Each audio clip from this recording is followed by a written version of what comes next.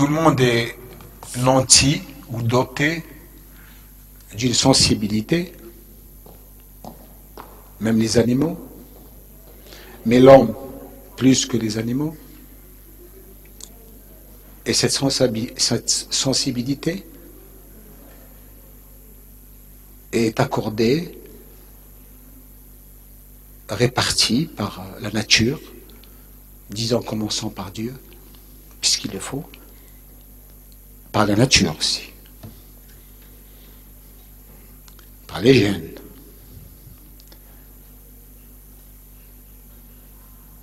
Il y a des personnes comme ça, très sensibles, et qui deviennent poètes.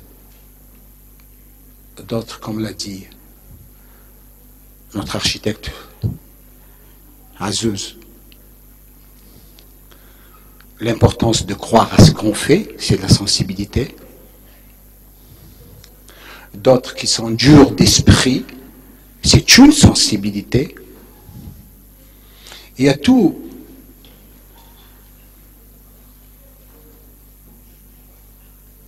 Les couleurs de l'arc-en-ciel entre l'amour et la haine. Il y a un spectre. Donc moi je suis dans le spectre, plutôt bleu que rouge, et c'est pour ça que je pleure. C'est un sentiment. Ceci dit, après ce sentiment d'être avec vous, j'ai un autre sentiment aussi. Je suis de Béjaïa.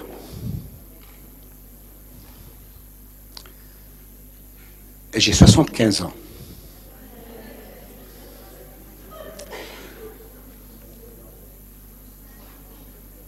C'est tout bénéfice parce que l'espérance de vie doit être de 68 ans. Donc j'ai 7 ans de bénéfice et je dois payer des impôts même. Si, c'est la réalité statistique.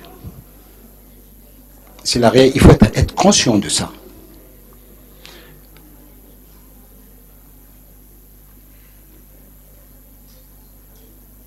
J'ai écrit 12 livres.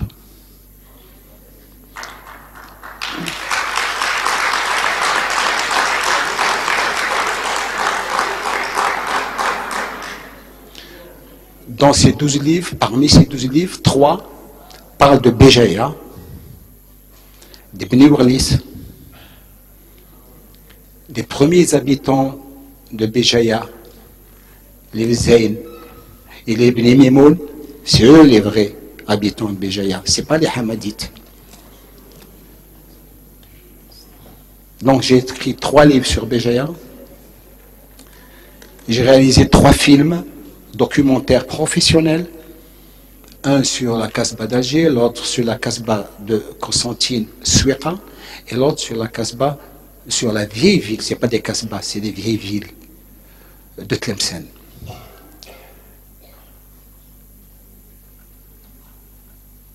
J'ai fait beaucoup de choses, je vais vous énumérer. Mais je reviens à Bougie. Depuis 30 ans, j'attends que l'on m'invite à Bougie. C'est la première fois. À 75 ans, j'ai fait toutes mes études avec Saïd Mekbel. Depuis 1949 jusqu'à 1994, on ne s'est jamais quitté.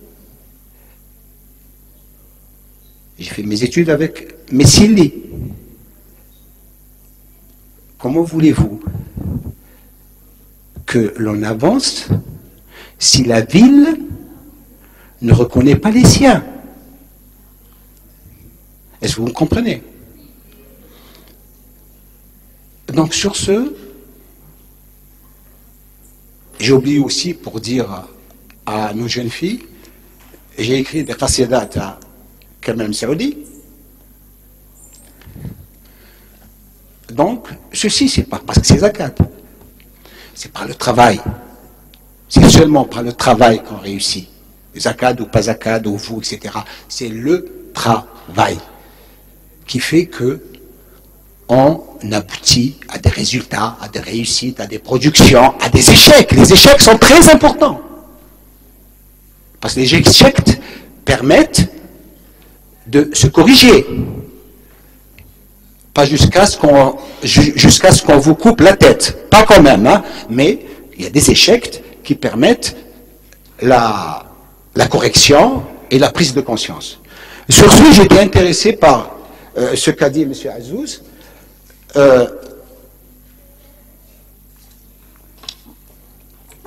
Et je prends point par point. Après, je vais revenir à mon sujet. D'abord, je m'excuse, M. Azouz, je commence par M. Chaban, puisque c'est lui qui a recommandé. Je suis tout à fait d'accord avec lui que nous manquons de débat dans tous les domaines. Et d'où l'objet de la communication. Le débat, c'est la communication. Ça, c'est pour dire que M. Chaban, je suis tout à fait d'accord avec lui, et c'est ce qui nous manque actuellement.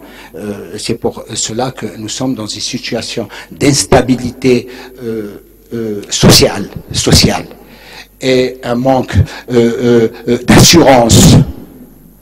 Et on doute. On est dans le doute. Ce qui est grave, ce n'est pas le doute individuel, c'est le doute collectif. Je doute.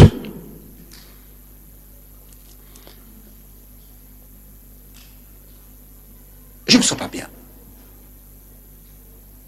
Nous ne nous sentons pas bien. On se rencontre.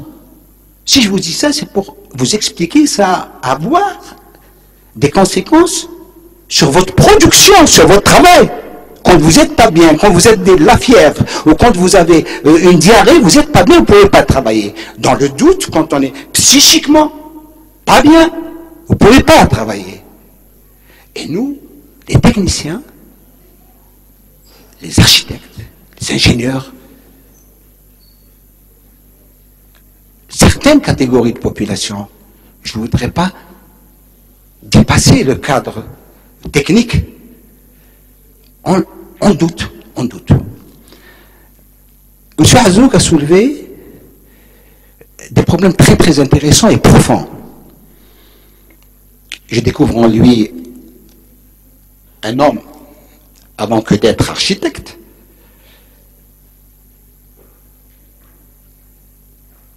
Je parle de M. Azouz parce que je connais de réputation. On a les mêmes amis depuis les années 70. Garouj, Adeli, Ouagini, etc. Nous sommes dans les mêmes rencontres, les mêmes combats, d'idées. Il faut, tout ce que vous faites en tant qu'architecte, il faut le faire sans prétention. Sans prétention. Vous le faites normalement. Je suis architecte. C'est tout. Il n'y a pas de prétention. Parce que vous aurez pu être cordonnier, au fillah. C'est aussi noble qu'architecte. Donc il n'y a pas de prétention.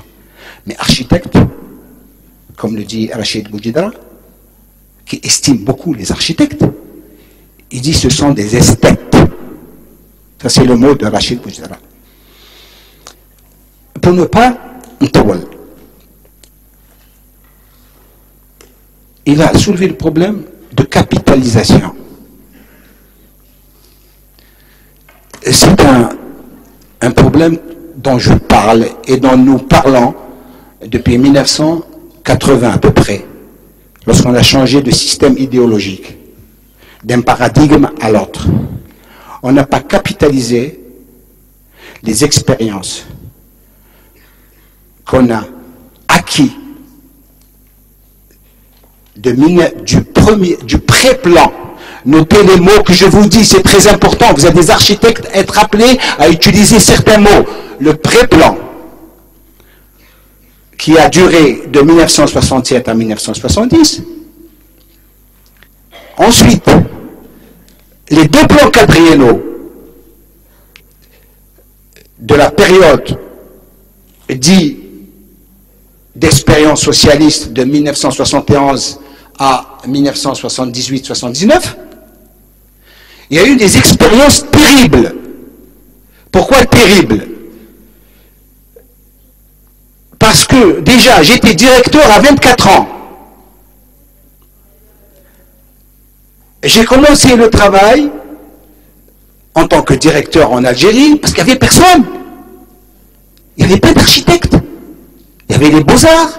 Jusqu'en 67, 68, 69, ça a commencé. Et la première promotion d'architecte est sortie en 1970-71. Imaginez-vous, entre 62 et 1970, il n'y avait pas d'architecte.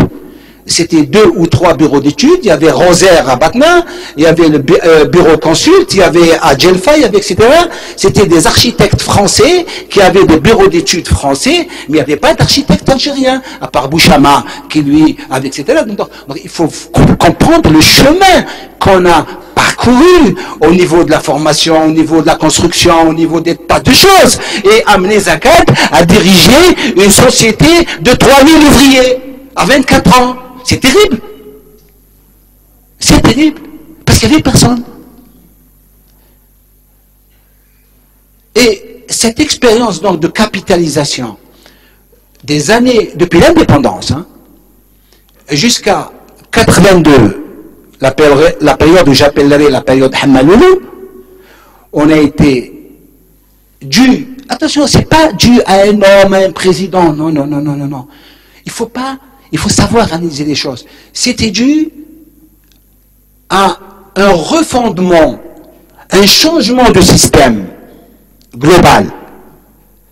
Et c'est ça qui nous a perturbés, où on n'a pas eu la possibilité de garder les expériences qu'on a eues les années 70 jusqu'à les années 60-70. Voilà, et la capitalisation, ça veut dire quoi?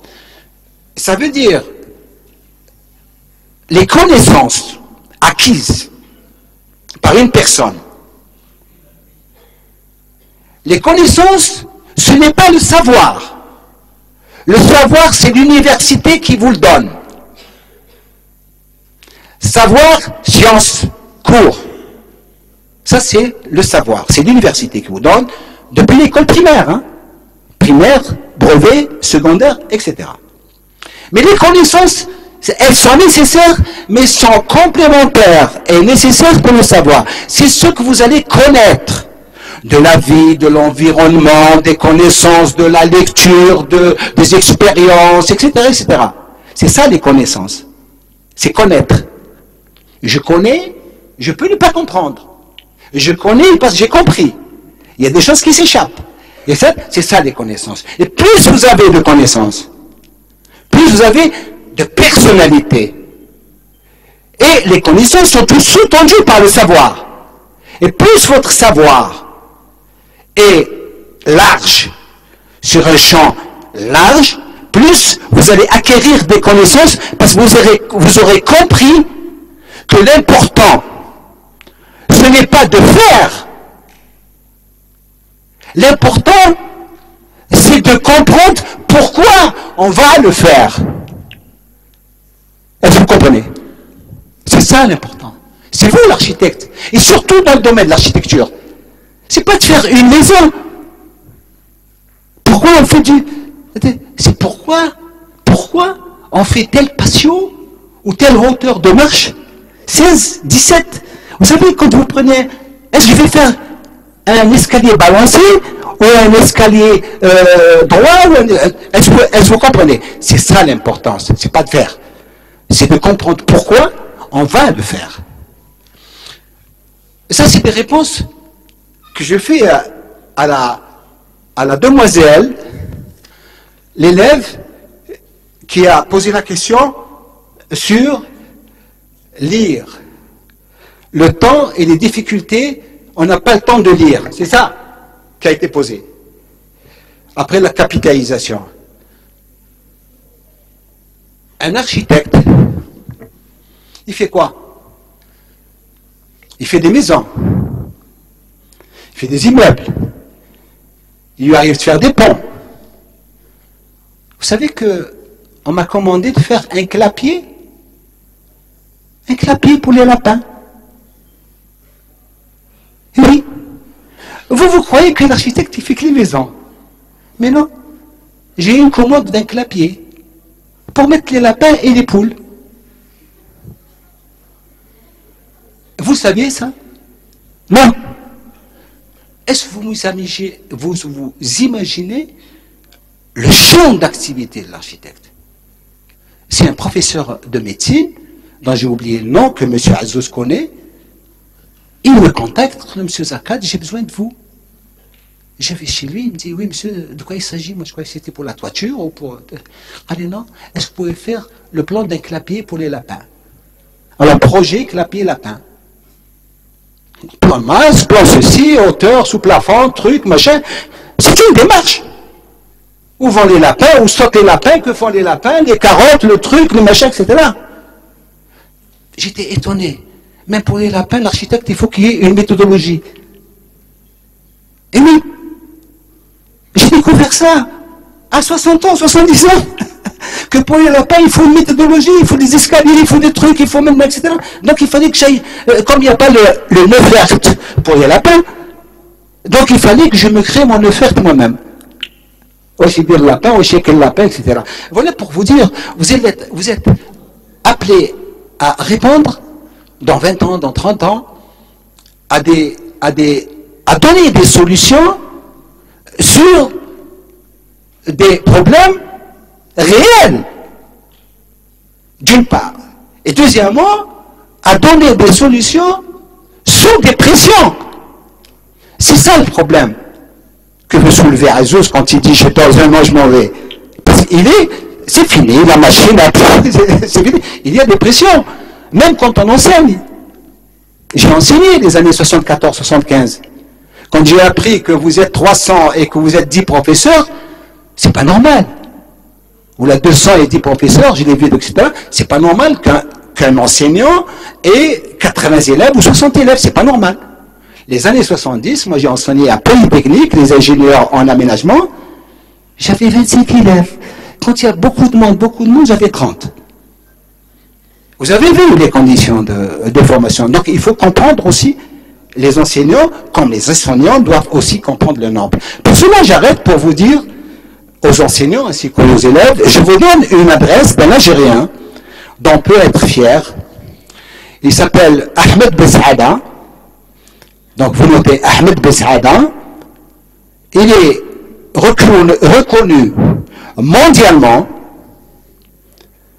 comme il est professeur en physique. Il est sorti de l'université d'Oran, c'est pour ça qu'il faut être fier. Il est ingénieur de l'université d'Oran. Il est sorti d'Oran, il a continué les études, il est docteur en physique, il est docteur en pédagogie. Donc les Japonais travaillent avec la Japonais parce qu'il a inventé une méthode de pédagogie d'enseignement et il est spécialiste en pédagogie. Donc, il s'appelle Ahmed Mesada, vous notez son nom, vous pouvez rentrer en contact avec lui, il est disponible, il était ici il y a un mois, donc vous pouvez rentrer, il est très ouvert, c'est un enseignant comme vous, donc la même université, donc lui peut vous donner des conseils, des aides, et peut vous soutenir pour comment régler ces problèmes de nombre à gérer. Donc, voilà, grosso modo, ce que je ne devais pas dire lorsque j'ai organisé ma conférence, mais que je dis à la suite de ce qui a été dit avec les amis Azouz et M. Chabel. Ensuite, l'Allemagne. M. Azouz a parlé de l'organisation de l'Allemagne. Une fois, je passais à la télé et on m'a posé la question, Khalil, M. Zakad, alors comment on va arranger la situation? Du doute, du déprime. Il y a money, mais c'est le carré de l'Allemagne. هذه الناس بليدة يعرفوها. Il y a money, mais c'est le carré de l'Allemagne. Pourquoi je dis ça? Je me réfère à la phrase du professeur Chollet, qui est un ami, et dont Madame Chollet, Claudine, était ma professeure, qui m'a formé en sociologie urbaine. Il y a money, mais c'est le carré de l'Allemagne. Ça veut dire c'est le travail. Qu'est-ce qu'il a dit le professeur Chollet lorsqu'on lui a posé la question? On lui a dit, monsieur le professeur, au point où on est, c'est grave pour l'Algérie, ce qui nous arrive. Qu'est-ce qu'il dit, professeur Chollet? Je suis d'accord avec lui. De toute façon, il nous arrive rien du tout. Hein. Il nous arrive à rien du tout, il nous arrive rien du tout, ça soyez certain. Mais, dans le doute, nous sommes dans le doute, ça s'explique et on sait pourquoi. C'est comme les enfants, nous avons atteint, nous sommes toujours dans l'âge de l'adolescence. Nous sommes comment on dit, des perturbateurs, des enfants, pardon, non, c'est pas ça. Bon, bref, Chollet Khalioum, non. Khalioum, il n'y a rien pour l'Algérie. La situation où nous sommes maintenant, ça aurait pu être pire. Vous comprenez? On a passé des moments difficiles. Et je sais que on va nous remonter le moral, vous et moi. Pourquoi? Parce qu'il faut comprendre que notre pays est un vaste pays. Il y a un peuple. Le peuple ne disparaîtra jamais. Zakat va disparaître, le président va disparaître, tous ceux qui sont au-dessus de 75 ans, ils vont peut-être arriver à 90 ou à 100, mais nous disparaîtrons. Il faut attendre 20 ans, c'est ça. Mais le pays ne disparaîtra pas, la jeunesse, vous disparaîtra pas, donc il faut avoir confiance. Quand je dis de doute, c'est pas le doute de disparaître, c'est le doute du changement pour qu'on s'améliore, et je vais vous le prouver tout de suite. Parce que nous sommes responsables du doute que nous créons nous-mêmes. Nous sommes tous collectivement responsables. Et je vais vous le prouver. Ensuite, donc l'Allemagne.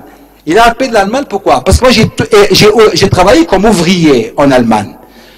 Ouvrier, hein, à Bad Godesberg, près de Cologne, entre Bonn et Cologne. Ouvrier, je grattais les planches de madrier pour enlever les clous. Ensuite, une fois que c'est fini, Peter, il venait, il me dit, toi, prends la caillasse. J'enlevais avec la fourche la caillasse de chemin de fer. Il faut le faire, hein. Donc, réveil 5 heures du matin, je prenais mon saucisson et manioc, parce qu'il faisait moins 30, et j'allais au chantier pour être payé à 20 marks ou à 30 marks. Donc, c'est en 1959, hein. 59. J'avais 21 ans. Je pleurais. Ma mère, etc. Donc, j'ai travaillé avec les Allemands. Et j'ai compris ce que c'était le travail. Ils ne te ratent pas parce que ce sont des maçons, donc la basse catégorie, et qui reviennent tous de prison de chez Staline en Sibérie. Donc, quand vous n'êtes pas violé, c'est déjà pas mal. Ensuite, j'ai fait mon premier projet, mais je vous dis des vérités. J'ai fait mon premier projet en 1958, c'était une maison dans un bureau d'études où j'ai travaillé 6 mois et on ne m'a pas payé. Quand j'ai fini de travailler, de dessiner et tout, foutez le compte dehors. Voilà. Donc, on l'a vécu, les techniciens l'ont vécu. Azouz connaît ça. Donc, c'est cette expérience qui a fait que quelqu'un comme moi, ou comme M. Azouz, ou comme vous bientôt, vous allez avoir cette masse de connaissances et d'expériences qui va vous servir après, dans vos projets d'architecture. Donc, vous allez faire votre projet d'architecture, de création, de conception, vous allez tenir compte du milieu, après, extérieur, de l'environnement, etc. Donc, ça, c'est très important de voir où vous êtes et qu'est-ce que vous êtes en train de faire. Parce que, n'oubliez pas, vous allez prendre des responsabilités. Pas des responsabilités administratives ou politiques, des responsabilités de maison. Quand vous faites une maison où il y a le plafond, voilà les points que je veux voulais. Ensuite, il y a, donc je réponds, nous vivons actuellement une période de dégradation. Vous voyez dehors, les rues, etc. Il ne faut pas s'en faire. Tous les pays du monde sont passés par cette phase. Nous vivons une phase sociale déstabilisée, mais elle va passer. Donc, elle va passer quand nous aurons passé. C'est-à-dire, c'est vous qui allez gérer la phase suivante. Tout se passe par phase. Et ça, c'est pour vous expliquer que c'est un moment passager qui dure, mais qui va passer. Donc, préparez-vous à bien travailler, à connaître, etc. Donc, à vous cultiver. Un architecte qui n'a pas de culture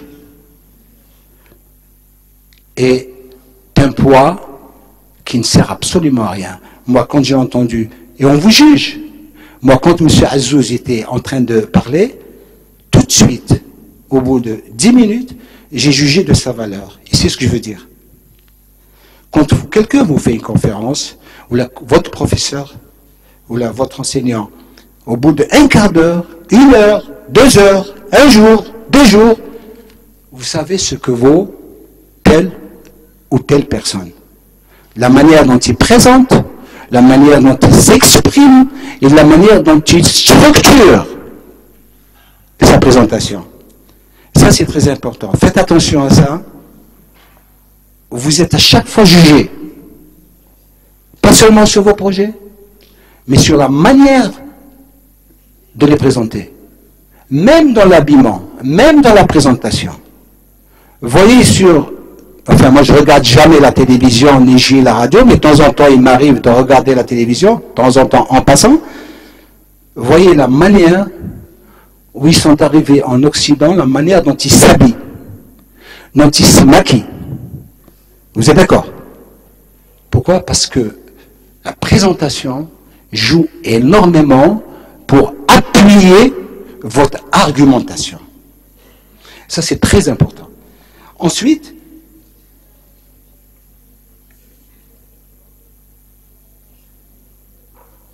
oui, je suis tout à fait d'accord, et c'est le problème que j'ai eu, après je vous expliquerai avec M. Azouz.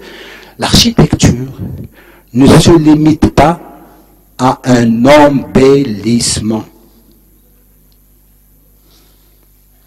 Ce qui va me ramener après à la tuile verte, la casbah, le truc, la porte, le machin. C'est pas ça. Vous avez vu cette bouteille? Elle est comme ça. Donnez-moi 2 jours, je vous la rends dedans, telle qu'elle est. Elle restera, mais dehors, je peux vous la dessiner avec tous les détails, tous les embellissements que vous voulez. L'important, c'est la bouteille. C'est le creux qu'il y a dedans, le contenant et le contenu. L'embellissement, vous pouvez le faire après. C'est ça qui est important, c'est la conception. Et quel est le moment le plus beau d'un architecte? C'est l'esquisse. C'est l'esquisse. Vous jouissez. Vous jouissez quand vous faites l'esquisse. D'une villa, d'un clapier pour lapin, d'un immeuble, d'un 4 pièces, comme ça. C'est le moment le plus important de l'architecte. C'est ce que n'ont pas compris les architectes des années 60, 70, sur Oscar Niemeyer, Ricardo Bofill, Kenzo Tang, etc. Ils font rien. Ils font que l'esquisse. Ils s'en vont. Ils les font tac, tac, tac, et ils s'en vont, salut. Et ils laissent tout un bureau d'études de 300 personnes se débrouiller. C'est fini. Ça veut dire, pour que ces bureaux d'études de 200, 300 personnes se débrouillent seuls, devant un architecte qui passe des fois 10 minutes, tac, tac, tac, parce qu'il est le maître. L'université de Constantine, Oscar Niemeyer, n'a rien fait. Galon, vous faites 30 étages, tac, tac, tac, et tu montes. Et il est parti. C'est ça la puissance d'un architecte, parce qu'il sait ce qu'il veut. Il a réfléchi des heures et des heures, où elle a réfléchi, comment, etc., etc.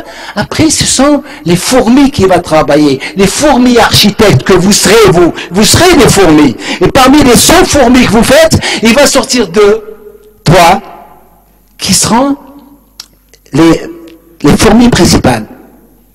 Par le travail, parce qu'elles auront travaillé. Ricardo Bofill, lorsqu'il est venu avec Dédé Ladjez, en 1982, grand architecte espagnol, il n'est pas architecte du tout. C'est un entrepreneur. Il est venu nous imposer ses projets. S'il n'y avait pas des Algériens en face de lui, donc j'étais le directeur, vous allez voir, il est venu, Ricardo Bofill, avec son petit costume, il fait 1m30, devant Zakat. Et Zakat, c'est pas un énorme truc comme ça, parce que je suis urbaniste, moi, de formation, et ingénieur. Je suis paysagiste aussi. Hein? Mais Ricardo Bofill, il est venu avec, quand ils viennent des étrangers, ils viennent avec trucs, ça, et puis il y a toujours la blonde. La blonde. Oui, oui. Oui, je vous dis les vérités. Non, il faut savoir lire les photos. Hein. La blonde, secrétaire, bonjour, voilà, Ricardo Bofill. Donc 5 étrangers espagnols, trucs comme ça, et puis on a sous-développé à côté, tout petit, Ricardo Bofill, Ricardo Bofill. Oui, on a Ricardo Bofill. Vous comprenez? Il y a eu des hommes, il y a eu des architectes del Ghazen. Safsaf, c'est un maître. Il dessinait comme Oscar Niemeyer. Il avait des coups de crayon terribles. 1971, hein, Safsaf, qui est devenu un grand architecte à New York ou en Arabie Saoudite.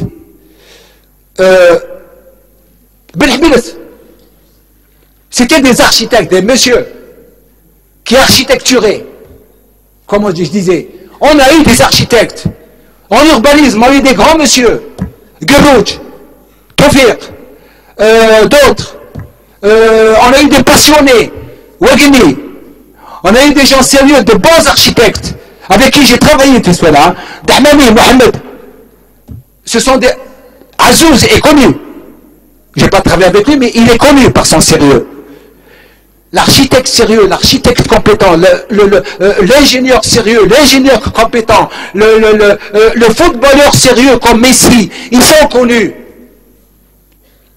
Et on a eu ça, oui, Djibouna, Boufil, 1m30, Yadr Maayana, qui a 30 architectes algériens au nord. J'avais 30 architectes, vous allez voir.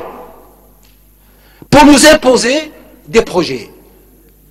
Ils sont venus nous imposer des projets. À Alger, j'avais 20 000 logements à mettre, sur 40 000. On m'a donné 40 000. Zakat, 40 000. Tu te rends compte, moi, 40 000 logements. Pourquoi qu'ils m'ont choisi? Parce que je suis le dynamique, le truc, le machin, le piston. Oui, il faut des meneurs. Il faut des meneurs. Moi, je suis un meneur de chantier, de bâtiments, d'architecture, de bureau d'études. Khatene quoi? Un khatene politique, la religion ou l'histoire. J'en parle jamais Badouni. Je ne connais pas. Si vous lancez là-dedans, vous perdez votre temps. Les politiques, la religion, attention, c'était, oui, le madrasa en 1948. Le Coran comme tout le monde. Mais je vous demande de vous comprendre ça. Je suis musulman, nous sommes tous musulmans, alors mettez de côté, occupons-nous de l'architecture. Ça, c'est très important. Et la religion, c'est le vendredi. C'est nécessaire, la foi. Elle est nécessaire. Sans la foi, on est perdu. L'homme a peur. L'homme est un peu heureux. Pourquoi qu'il croit en Dieu, qu'il croit sur les mythes, qu'il soit sur l'identité, qu'il croit... Parce qu'il a peur, il est angoissé, il ne sait pas où il va. Ça vient de très très loin, ça. Ça vient de 70 000 ans, vous allez avoir. Donc, vous avez des responsabilités, il ne faut pas avoir peur. Parce que moi, j'ai connu des architectes qui ont eu peur. Des architectes qui ont versé dans l'alcool, des architectes qui ont abandonné, des architectes qui ont déserté, des architectes qui ont passé un diplôme d'architecte et après 2 ans, parce qu'ils sont beaux, ils pleurent comme moi de caractère. Il le connaît, par exemple, Zahir Touil, qui est sensible, qui n'arrivait pas à travailler, on lui donne pas, donc il peut pas se ressaisir, etc. Donc des architectes qui n'avaient pas de moyens et des architectes qui ont été utilisés. C'est malheureux qu'un architecte qui sort après 7 ans, 8 ans d'études, de 2 ans, qu'on le mette directeur d'un Soukhoufillah, ou le directeur de l'OPJ, ou le directeur de ceci, ou le directeur de cela. L'architecte n'a pas à être un directeur. L'architecte est un architecte, c'est un technicien, il n'a pas à gérer. Il peut gérer à la limite sur un accord tacite de tout l'ensemble du groupe, être directeur technique, comme je l'ai été, ou bien on a nommé, tu connais Abdelavim, Fatma Abdelavim, c'est une femme, dans un bureau d'études, il peut sortir quelqu'un de dynamique, de sérieux, etc., qui peut traîner l'ensemble pour produire des projets, c'est possible. Mais un architecte n'est pas fait pour gérer ce reflet, ou la l'OPJ, ou la être duche, ou la être ceci, ou la être cela. Un architecte est fait pour faire des maisons, pour faire du bâti, pour faire la ville, pour faire selon sa spécialité. C'est ça qu'il faut que vous compreniez. Par ailleurs aussi, j'attire votre attention, parce que je l'ai vécu, quand vous êtes architecte, vous êtes puissant. Tandis que quand vous êtes directeur, vous allez perdre vos armes techniques, et vous allez vous retrouver dans une situation administrative qui vous met en porte-à-faux devant la décision, devant un directeur, devant le wali, devant le ministre, etc., qu'il faut respecter. Il faut respecter nos institutions, le wali, le directeur, etc. Mais vous êtes architecte. Ça, c'est très important. Je finis parce que je poursuis, je suis totalement sorti de mon sujet, et je suis ce que dit M. Azouz, dont il m'a fait vraiment plaisir de découvrir qu'il y a encore, que je ne suis pas seul pour prôner le besoin de travailler d'abord et de produire.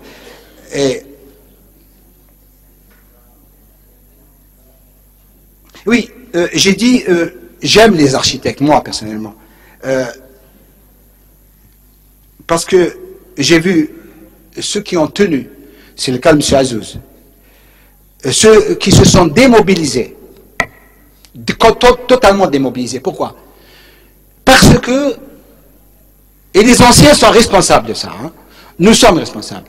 Parce que sortis de l'école d'architecture, après 2 ans, 3 ans d'urbanisme, on les fout tout de suite dans des responsabilités.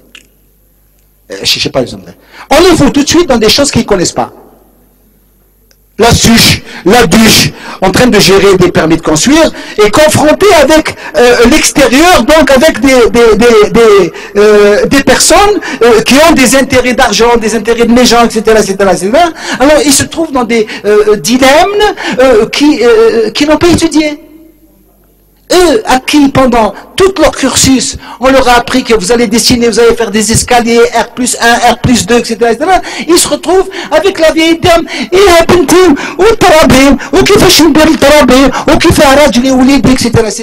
sur des problèmes de partage, de freda, comme ça, pour lequel ils ne sont pas préparés. Donc ça, c'est un problème. Faites attention dans votre spécialisation. Ensuite, vous me dites s'il faut que j'accélère parce que le temps presse. J'ai vu des gens périr dans l'alcool, il doit savoir, Ounis, et c'était un génie, mais il ne pouvait pas travailler, donc qu'est-ce qu'il fait? Et il va travailler, ah oui, maintenant il n'est pas d'accord, etc., etc. Il y en a qui ne se montent pas, et ils se perdent. Ils se perdent, et ensuite, parce qu'ils n'ont pas de personnalité. Parce que dans ces cas-là, il faut que l'architecte ait de la personnalité. Quand vous êtes architecte, vous faites des maisons. Il y a 15 étages, il y a comment tu fais 15 étages, quand tu te mets, rien du tout, ou il dit un wali, ou un ministre, ou un directeur, il dit quoi, mais vous l'envoyez peut-être. Vous avez fait 15 étages, vous avez des ayats. Mais il faut que vous soyez conscience de ça. Je l'ai vécu. Je vous raconte. J'avais 200 logements à faire. 1973, 14. C'est Hamidi qui m'a remplacé après. Directeur. 200 logements. Et vous savez que on fait des études de sol. Des études géologiques et des études de sol. Et ensuite, selon la garantie décennale du marché, on est obligé, chaque immeuble, on lui fait son étude personnelle d'implantation. Il y a l'étude de sol de l'ensemble est une chose. L'étude de 200 logements est une chose. C'est une approche approximative pour voir si les bâtiments, l'ensemble des bâtiments sont implantés dans un sol acceptable, non inondable, en géologie valable, etc. Mais après, quand vous implantez bâtiment par bâtiment, c'est des études de détail que le CTC exige. Chaque bâtiment, son étude. Pourquoi? Parce que si vous plantez un bâtiment ici, et un autre bâtiment ici, R+4, R+5, celui-là, il peut tenir, Et celui-là, il peut se retrouver dans ce qu'on appelle une lentille. Un autre terrain, à 10 mètres. Il y aura un autre terrain, argileux, ou de l'eau, ou n'importe quoi. Vous êtes architecte responsable. Jenny, il est venu avec le colonel. À Annaba. Wesh, Gribt Kemlo. Le logement valait 300 000 dinars. Hein? 30 000 dinars. 73. Gribt Kemlo. Monsieur Louali, voilà, on a pensé 70 logements là, 30 logements à deux. وهادو مازال. Mais monsieur Louali, هادو مازال. علاش مازال؟ Éclou parce que les études de sol de détail n'ont pas été faites. La garantie décennale. Écoute, je te donne l'ordre de les mettre. Ah, monsieur Louali, votre ordre ne fonctionne pas ici. Ici, c'est la garantie décennale. Ici, c'est l'étude, pas géologique, géotechnique. Le colonel, Asma, شوف واش قال لك الولي دير. Mais mon colonel, en quoi ça vous regarde? واش دخلك؟ واش دخلك؟ قال لي انت صعيب، قلت له تري صعيب. Mais c'est comme ça. Hein? قال لي غدوه روح للبيرو. قلت له انا ما نجيكش. انا معلم تاعي سي مسيو نغني لا كدات. قال لي كيف ما تجينيش؟ راني كولونيل. قالت له ما نسمع ما مينيس ما ما نجيكش. devant le wali. Alors le wali qui sait que je suis de bougie, et il est marié à une bougiote. امشي زكاة يدرك ده أغزالية امشي زكاة ايه نعرفك انت باب جاية ايه وقال لك روح للبيرو قلت له monsieur le wali je n'ai pas allé à son bureau il n'a pas à me convoquer il n'a pas parlé avec moi là maintenant tout de suite il n'a pas à me parler mais هذاش معايا le colonel هز يدو باش pour me donner une gifle je le regarde حبس le regard du fauve قال انت صعيب كتب بزاف بون الولي هاي تعرف غزالي يقول كوليسي اي يا زكا ما تزعف tu vois le beurre la confiture tous les walis font le beurre la confiture hein. Non je vous donne ça pour la personnalité sinon foutu قدام داك جاتني لا جيب وداوني الحبس m'ont emmené en prison. J'étais heureux. Zakad en prison, c'est le moment que j'attends. De toute façon, je l'attends toujours. J'ai tellement de livres à lire que vivement qu'on m'emmène en prison. Et me fusiller, ça sert à rien, puis j'ai dépassé les 68 ans d'espérance. Pourquoi je vous dis ça? Qui est Hattoni fil Habs? J'ai passé une nuit, le lendemain, j'ai un lieutenant, tac, nisma, tac, tac, tac. Il m'a donné la ceinture, il m'a donné le truc comme ça. Directeur.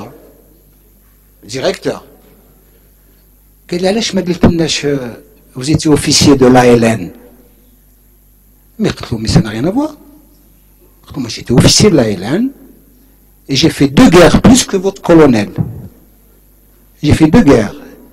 J'ai fait la guerre de libération en tant qu'officier de l'ALN et j'ai fait la guerre de 1963. Une en plus. Avec M. Zarhouni, avec M. Boumtien, avec M. Intel. Mais ceci ne m'intéresse pas. Moi, je suis un architecte, un technicien. Je fais des maisons. Vous comprenez maintenant? C'est le pouvoir d'être un technicien, de pouvoir faire des choses. Vous pouvez démissionner d'où vous voulez, mais être un bon, etc. Donc, il ne faut pas avoir peur. Un deuxième exemple. Convoqué à la Cour des comptes. Anna. J'étais directeur à la ADN. Je suis convoqué à la Cour des comptes. Je monte, tribunal, il y avait le président de la Cour des comptes, à droite les assesseurs, salam alaikum, salam. Et avant d'aller à la Cour des comptes, j'ai dit à ma femme, j'ai dit un œuf sur le plat, pour bien manger, j'ai mis ma chemise, raser bien, être propre, parce que je vais dans une institution. Je respecte l'institution. J'ai rien contre la Cour des comptes. Il faut la Cour des comptes. Mais maintenant, les hommes T'as la Cour des comptes, ou la zakat, ou la c'est autre chose. Il faut respecter les institutions. C'est important. Sinon, il faut là. Je rentre dans la Cour des comptes. قال لي انت هو قلت له انا هو قال لي هضرنا شويه على المدير تاعك لا دي 98 pour situer la personne قلت له المدير تاعي ايه قلت له alors قالوا بلي l'entreprise هو ياكل مع l'entreprise قلت له qu'est-ce que ça veut dire ياكل parce qu'il faut utiliser les termes juridiques nous sommes devant une juridiction donc il faut le remettre à sa place قلت له monsieur le juge je comprends pas le mot ياكل qu'est-ce que ça veut dire قال لي عطاو له مرسيدس باش يعطوا لهم مارشي قلت له مي monsieur le juge راك مسخر بيا قال لي علاش قلت له je suis urbaniste ingénieur je fais de l'architecture je m'occupe pas des Mercedes moi قال لي علاش قلت له مي je m'en fous moi des Mercedes que le DG تاعي دا مرسيدس ولا سرق ولا خطف ولا دا البنكه ولا c'est pas mon problème moi je suis ingénieur je fais ça c'est tout قال لي انت صعيب pareil قلت له صعيب بزاف. Pourquoi je vous explique ça? Parce qu'il ne faut pas être impressionné.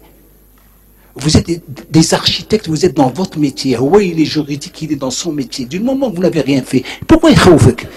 قال لي ما تقولناش. قلت له ما عندي ما c'est pas ما نقولكش. C'est pas mon problème. قلت له vous me posez une question d'un directeur général qui était architecte d'ailleurs. À qui on a donné une Mercedes en bakchiche pour un marché. Mais c'est pas mon problème. Mon problème, dis pour les dossiers, dis pour les calculs des sortes de charges ou les plans ou les mains pour vous calculer. Moi, il faut me mettre devant moi un architecte ou un ingénieur ou n'importe quoi. Pas un juge pour parler de ça. Moi, je travaille que sur des dossiers. Donnez-moi des dossiers.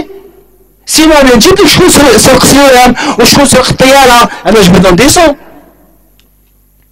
Vous comprenez? Ça veut dire quoi? Ça veut dire que vous êtes dans un domaine de ne pas vous laisser aller à des interprétations qui sortent en dehors de votre profession. C'est très important ça. Restez dans votre profession et avoir de la personnalité, des trucs comme ça. Donc voilà ce que je voulais dire après ce qu'ont présenté Monsieur Azouz et notre ami Chaben. Donc on va passer à la présentation. Je peux rester 3 jours comme ça. D'ailleurs, tous les architectes d'Alger, Chaouch, Noui, qu'est-ce qu'ils disent? Étant donné que j'ai 75 ans, que j'ai 55 ans de travail, 55 ans, mais j'ai 10 ans, mais j'ai 20 ans. J'ai jamais quitté Alger. J'étais directeur toujours à Alger. J'étais directeur de la Cadat, de la Ocléré, à l'ADL, à l'Edil, à la SNIRI et dans une société américaine. Et j'avais mon bureau d'études avec mes 5 enfants, dont 3 sont architectes et 2 sont ingénieurs. Ce qui fait que je connais, depuis 62 jusqu'à maintenant, qui a volé les plans, qui a déchiré les plans, dans la restauration, au Rahom les plans. Je sais où se trouvent les plans de tout ce qu'a construit la France en dessous des voûtes. Je sais qui a pris quoi. Je sais qui a volé quoi, je sais qui a fait quoi, et je sais qui a décidé de ça, ou de ça, de l'usine de Galma, du silo au port, du truc maintenant, du Rabrab au port dans une zone maritime interdite, à Blidakies qui a pris les terrains, les caporaux, les généraux, les colonels, les ministres, les walous, les acades, etc. On connaît tout ça. Pourquoi? D'où ça vient? Comment je connais tout ça? Vous croyez que je fais des enquêtes? Absolument pas. Alors qu'est-ce qu'ils disent les architectes?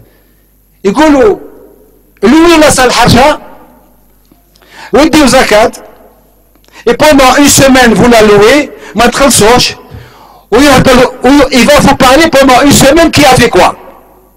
Voilà, c'est ce que disent les architectes. Pourquoi? Parce que je suis curieux de tout, je travaille 14 heures par jour, je photographie tout, je note tout, et je sais qui est qui. Et qui a fait quoi? Et qui est compétent en ceci ou en cela. Monsieur Zakad, si vous permettez, oui. je sais que vous êtes dans votre sujet, mais... Oui, parce que je suis parti sur le... Si vous permettez juste, je dis un mot. Je vous demande. Parce que dans une demi-heure, on doit rendre le micro pour que... Je finis. Rentrer dans le sujet. Ce que je vous demande, pourquoi je suis au courant de tout? On me téléphone de France pour me demander les ratios, le truc, les hauteurs d'étage, parce que Zakat est connu comme quoi qu'il a toutes les informations. Et celui qui a les informations techniques, il est puissant. D'accord ou pas d'accord? Celui qui détient les informations techniques ou n'importe quoi, il est puissant. C'est pour ça que j'ai des carnets, je vous montre ici, et des centaines de carnets dans lesquels tout est inscrit.